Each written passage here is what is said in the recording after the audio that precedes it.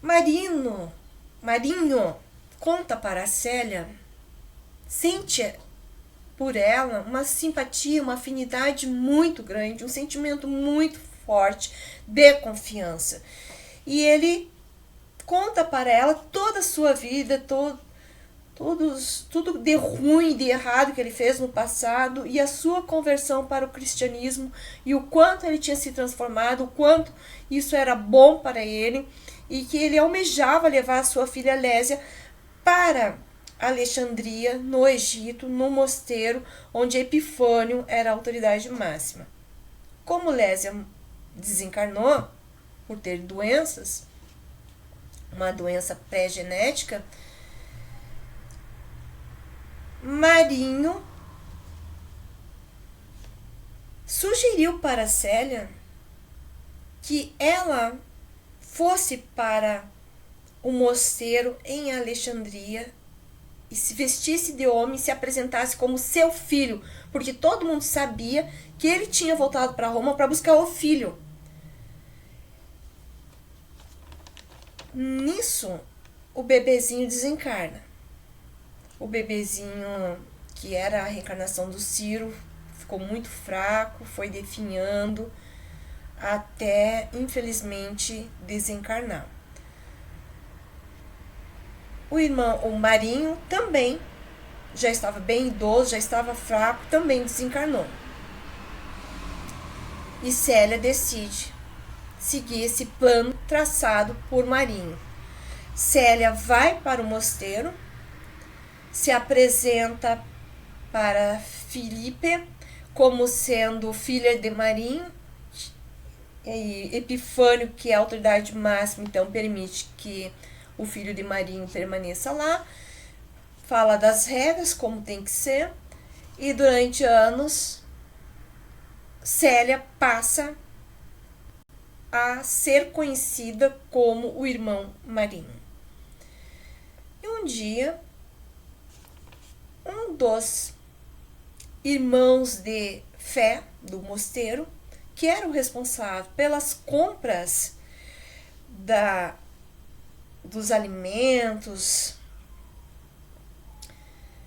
ele fica doente e Epifânio pede para que Célia substitua, ou melhor dizendo, para que o irmão Marinho substitua aquele irmão responsável pelas compras dos mantimentos do mosteiro. E o irmão Marinho passa a fazer essas compras com frequência, frequentemente 2 vezes por semana, durante 3 anos. E ele passou, ou ela, né, fazer amizade com todas as pessoas daquele lugarejo, ficava então em um local, em uma hospedagem, fez amizade com o proprietário, que é o Menênio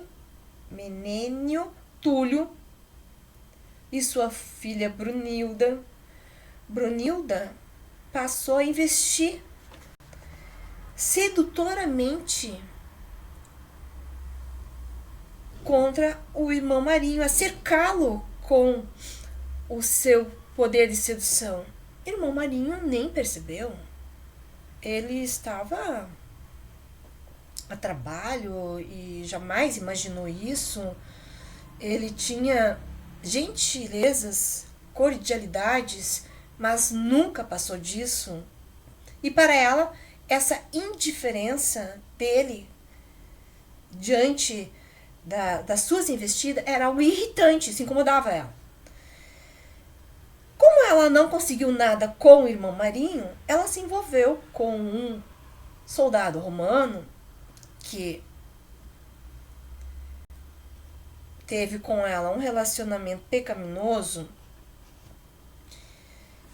e depois que ele conquistou e conseguiu o consentimento dela para ter intimidades, ele simplesmente abandonou e voltou para Roma. E Brunilda ficou grávida. Quando não mais suportou esconder, porque em um momento a barriga aparece, para a maioria das grávidas a barriga aparece, ela teve que falar, ela teve que dizer de quem era aquela criança. E ela mentiu. E ela mentiu. E pela segunda vez, Célia passa pela mesma prova. Ela se vê diante de uma cilada, ela se vê diante de uma falácia, ela se vê diante de um engodo. Essa jovem Brunilda mentiu que ela tinha sido seduzida pelo irmão Marinho. E por culpa dessa mentira, o pai dela, Menênio Túlio, pegou a criança, fruto do pecado, do adultério, levou para o mosteiro, chamou Epifânio e contou quem era o irmão Marinho. E por isso o irmão Marinho foi expulso do mosteiro. Mas o irmão Marinho, de joelhos, implorou que ele não fosse expulso do convívio deles, que se ele pudesse, que ele não tinha para onde ir com aquela criança. E aquela criança precisava de abrigo e de cuidados. Olha só, de novo, que bondade. Não existe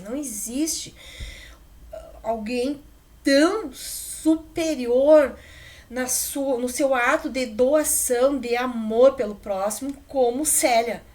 Célia, se fazendo passar pelo irmão Marinho, pegou para si novamente um filho que não era seu. E não negou que aquele não era seu filho. Simplesmente pediu para não ser expulso, porque aquela hora não tinha para onde ir, logo ia cair o sereno, à noite, os riscos, perigos de ser assaltado. E pediu para ficar numa casinha no horto do mosteiro, afastado do mosteiro. E lá ficou anos com essa criança, até infelizmente novamente a criança vir desencarnar. E um dia uma mãezinha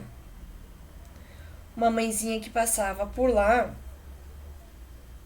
desesperada com um bebê também, criança nos braços, doente, febril, pediu abrigo para seguir e buscar ajuda, seja de médico ou seja de curandeiro, não sei, um médico provavelmente. Ela foi acolhida pelo irmão Marinho. E o irmão Marinho pediu permissão para colocar as mãos sobre a criança. E como faziam os cristãos daquele período, ela pôs as mãos sobre a criança e orou. E orou com muita fé. E aquela energia que desceu sobre o bebê, na hora, imediatamente, fez com que a criança ficasse bem, se recuperasse, ficasse saudável e sorrisse. E foi um milagre, foi o primeiro milagre que o irmão Marinho começou a fazer lá no pé do horto do mosteiro, num casebrezinho, numa casinha paupérrima.